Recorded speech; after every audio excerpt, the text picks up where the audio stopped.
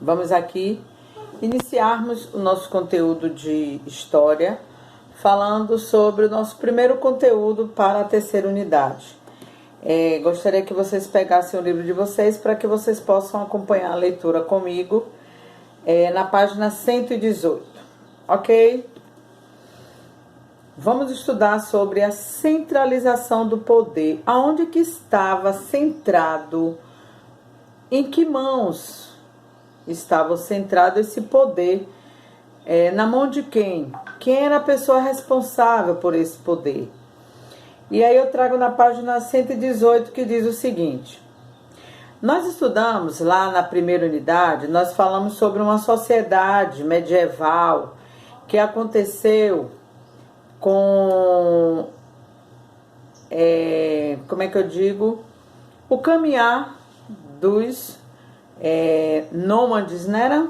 Eles não tinham um lugar fixo para morar, pois eles ficavam em busca dos seus alimentos, até que, uma certa feita, eles conseguiram ter o conhecimento da agricultura, da pecuária. A agricultura é essa, onde eles aprenderam que quando eles colocavam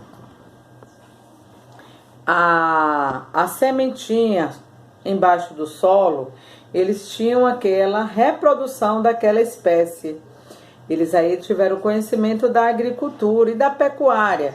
Se eles pegassem aqueles animais e cuidassem dele naquele lugar, como eles tinham que esperar a colheita da agricultura, eles começaram a também cuidar dos animais. E aí se deu o grande descobrimento sobre as comunidades. E eles começaram a criar essas comunidades lá na Mesopotâmia, em beiras de rios, né? Onde eles tinham a água do rio para irrigar, alimentar seus animais e também poder fazer o uso pessoal dessas águas. E aí deu a grande existência de cidades. E aí eu trago vocês agora para o livro. Antes de pequenas aldeias, essas aldeias que moravam à margem dos rios, virarem grandes cidades, a família, ela tinha um papel fundamental. Lembra que tinha aquela amizade com a pessoa que tinha um poder maior para melhorar, para ter o espaço melhor de moradia? Então, a família que tinha um papel fundamental nas comunidades, em vários povos antigos, todas as grandes decisões que impactavam a vida da aldeia seria debatido em conselhos. Conselhos são reuniões das pessoas mais antigas que tinham uma vivência maior para resolver decisões. Esses assuntos eram debatidos em conselhos formados por líderes da família, essas famílias mais influentes. Essa influência era decidida pela posse de terra. As pessoas que tinham a maior quantidade de posse de terra, ou mesmo pelos membros da família. Com o crescimento populacional e a necessidade de expansão, de aumentar a quantidade de aldeias, ocorreram choques de interesse entre as comunidades, que começaram a disputar entre si as terras e recursos naturais. Muitas vezes, nessas discussões, havia uma forma violenta, até mesmo com as guerras. Os chefes de família que lideravam e, consequentemente, venciam as disputas entre as aldeias, essa pessoa, esse chefe, ele ganhava mais prestígio dentro da sua comunidade e fora da sua comunidade, de forma que, além dele liderar a sua aldeia, ele ainda liderava a aldeia vizinha, formando então aí uma centralização do poder daquele familiar, daquela pessoa representante daquela aldeia. E aí nós tínhamos os reis. Os reis, eles não só coordenavam os soldados, eles também tinham influência política e autocrata. O que é uma autocracia? É quando eles tinham poder absoluto e independente, só ele que mandava. Isso foi ficando cada vez mais difícil para uma pessoa só comandar tudo isso, reis, soldados, famílias, aldeias, e aí eles começaram a dividir as funções, como hoje nós temos nas nossas organizações. E esse poder, na verdade não era o poder estava na mão do rei, do líder, mas o trabalho era dividido entre pessoas mais próximas, muitas vezes amigos próximos ou parentes. A essa divisão de organização do poder e influência dentro das comunidades, ele deu-se o nome de estados. Página 119.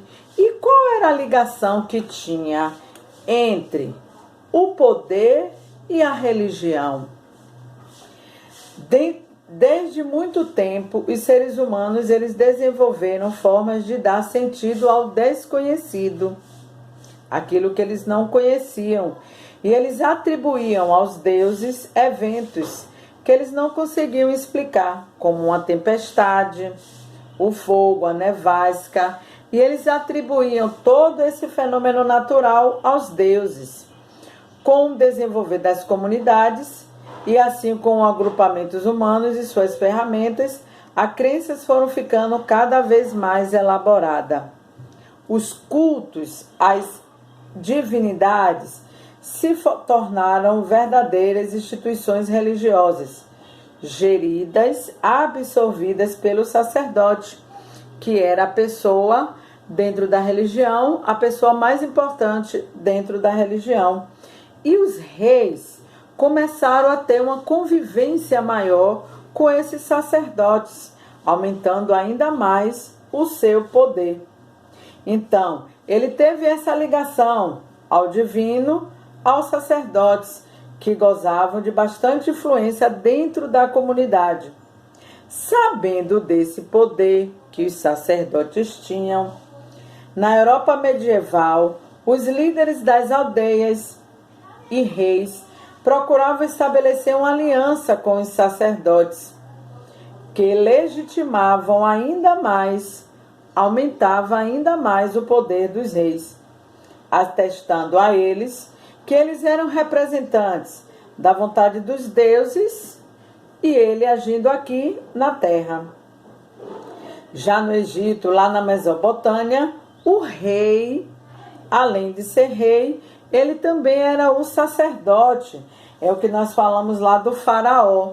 O faraó, além dele ser rei, ele era também sacerdote. Ora só, além de rei, liderança na terra, ele ainda tinha o poder de sacerdote, aquela liderança, uma intimidade maior com os deuses.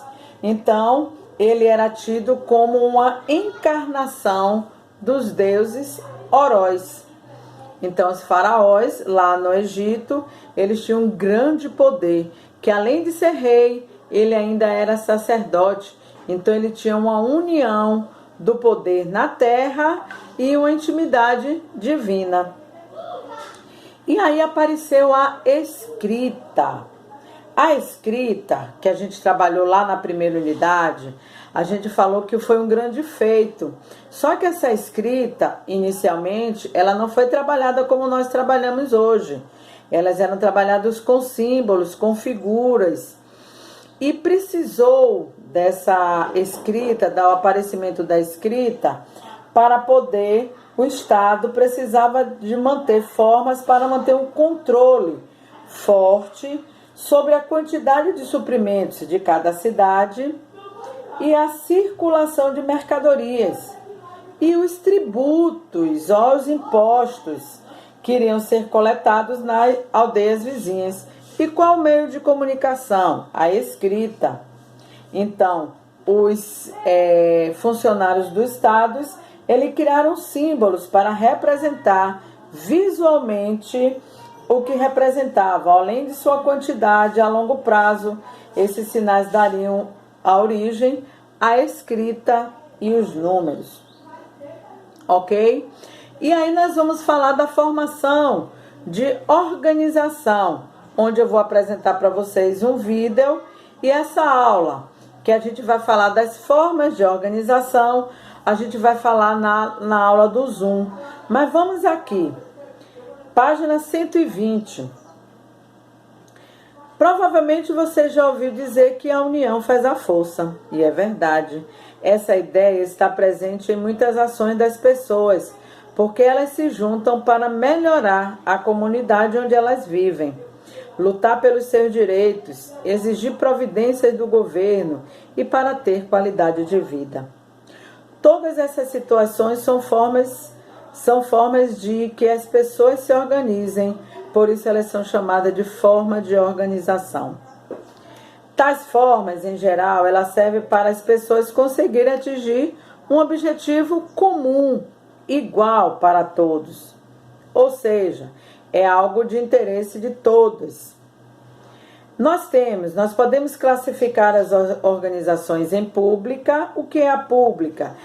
A organização pública ela é administrada pelo poder público e nós fazemos o uso de forma gratuita.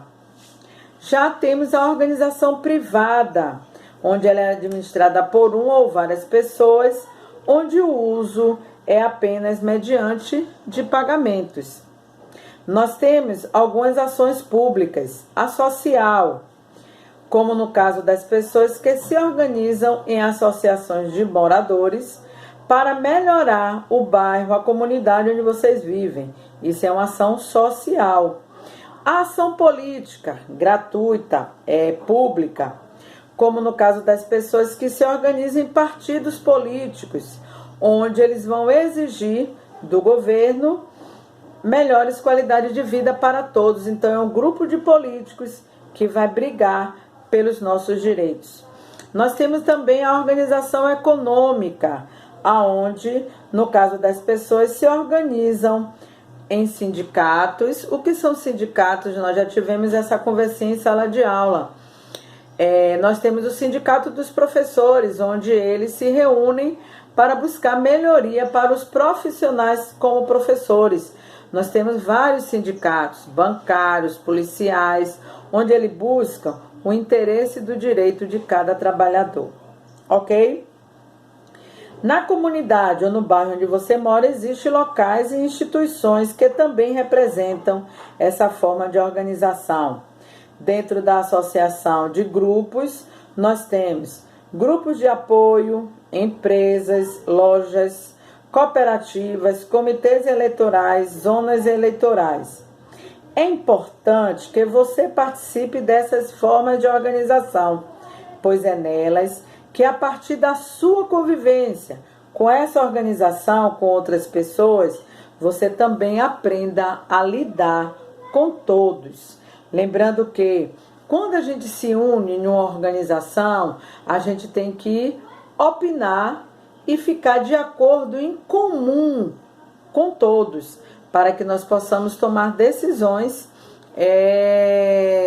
onde entrem acordo com bem comum para todos. Não é só a sua opinião que prevalece, não é isso? Estamos lá em um conselho para poder estar organizando a melhoria de uma sociedade, de um estado, de uma nação, de uma comunidade. Na aula do Zoom, amanhã, estaremos falando da página 121 à página 122. Um grande beijo para vocês, fiquem com Deus e aprendam como é que se deu a centralização do poder e como é que essas coisas foram mudando a sua formação. Ok? Um grande beijo.